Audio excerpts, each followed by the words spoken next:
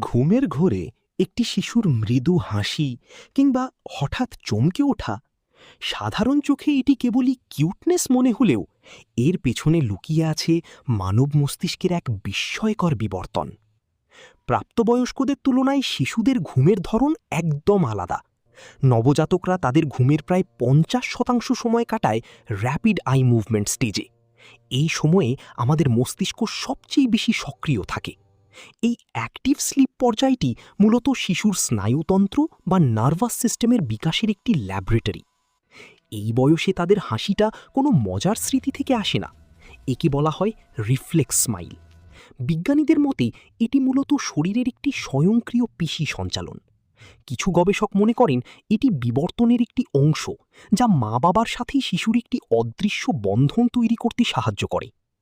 ঘুমের মধ্যে হঠাৎ হাত পা ছড়িয়ে চমকে ওঠাকে বিজ্ঞানের ভাষায় বলে মোরো রিফ্লেক্স। এটি আমাদের আদিমতম বেঁচে থাকার প্রবৃত্তি।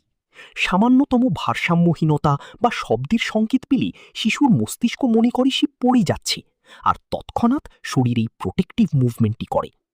তাই প্রতিবার যখন আপনার শিশু ঘুমের মধ্যে হাসি বা হাই তুলি, জানবেন তার ভেতরে গড়ে উঠছে এক জটিল এবং উন্নত পৃথিবী।